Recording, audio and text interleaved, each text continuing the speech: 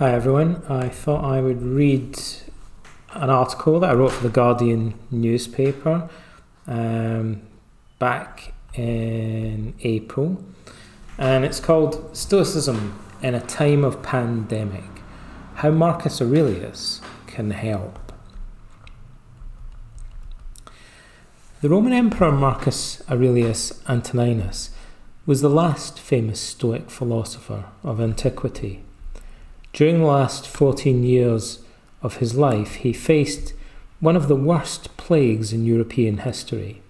The Antonine Plague, named after him, was probably caused by a strain of the smallpox virus. It's estimated to have killed up to 5 million people, possibly including Marcus himself. From AD 166 to around AD 180, repeated outbreaks occurred throughout the known world. Roman historians describe the legions being devastated and entire towns and villages being depopulated and going to ruin. Rome itself was particularly badly affected. Carts leaving the city each day piled high with dead bodies.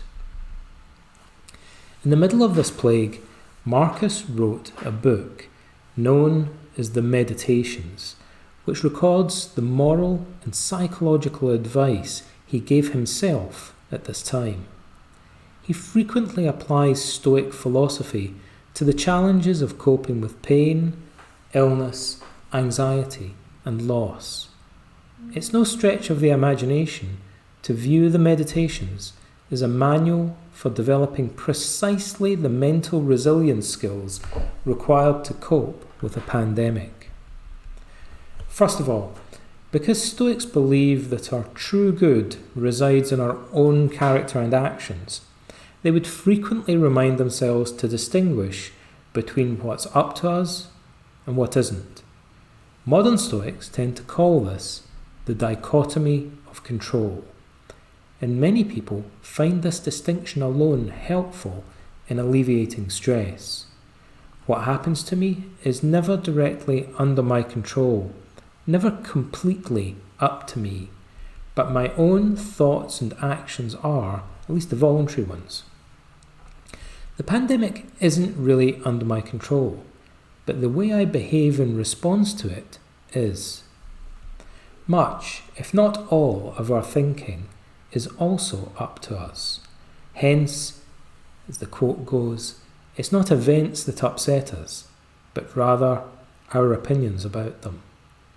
More specifically, our judgment that something is really bad, awful, or even catastrophic causes our distress. This is one of the basic psychological principles of Stoicism. It's also the basic premise of modern cognitive behavioural therapy, or CBT, the leading evidence-based form of psychotherapy. The pioneers of CBT, Albert Ellis and Aaron T. Beck, both describe Stoicism as the philosophical inspiration for their approach. It's not the virus that makes us afraid, but rather our opinions about it. Nor is it the inconsiderate actions of others, those ignoring social distancing recommendations, that make us angry so much as our opinions about them. Many people are struck on reading the Meditations by the fact that it opens with a chapter in which Marcus lists the qualities he most admired in other individuals, about 17 friends, members of his family, and teachers. This is an extended example of one of the central practices of Stoicism. Marcus likes to ask himself, what virtue has nature given me to deal with this situation? That naturally leads to the question, how do other people cope with similar challenges? Stoics reflect on character strengths such as wisdom, patience, and self-discipline, which potentially make them more resilient in the face of adversity. They try to exemplify these virtues and bring them to bear on the challenges they face in daily life during a crisis like the pandemic.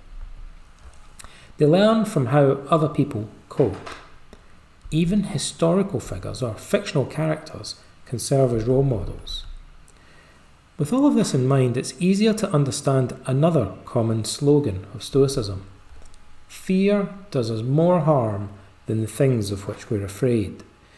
This applies to unhealthy emotions in general, which the Stoics term passions, from pathos, the source of our word pathological. It's true, first of all, in a superficial sense. Even if you have a 99% chance or more of surviving the pandemic, worry and anxiety may be ruining your life and driving you crazy. In extreme cases, some people may even take their own lives.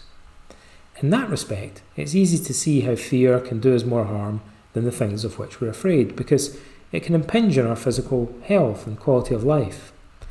However, this saying also has a deeper meaning for Stoics. The virus can only harm your body. The worst it can do is kill you. However, fear penetrates into the moral core of our being. It can destroy your humanity if you let it. For the Stoics, that's a fate worse than death. Finally, during a pandemic, you may have to confront the risk, the possibility of your own death. Since the day you were born, that's always been on the cards. Most of us find it easier to bury our heads in the sand. Avoidance is the number one most popular coping strategy in the world. We live in denial of the self-evident fact that we all die eventually. The Stoics believed that when we're confronted with our own mortality and grasp its implications, that can change our perspective on life quite dramatically. Any one of us could die at any moment. Life doesn't go on forever. We're told this was what Marcus was thinking about on his deathbed. According to one historian, his circle of friends were distraught. Marcus calmly asked why they were weeping for him, when in fact they should accept both sickness and death as inevitable, part of nature, and the common lot of mankind. He returns to this theme many times throughout the meditations. All that comes to pass, he tells himself, even illness and death, should be as familiar as the rose in spring and the fruit in autumn. Marcus Aurelius, through decades of training in Stoicism, in other words, had taught himself to face death with the steady calm of someone who has done so countless times already in the past.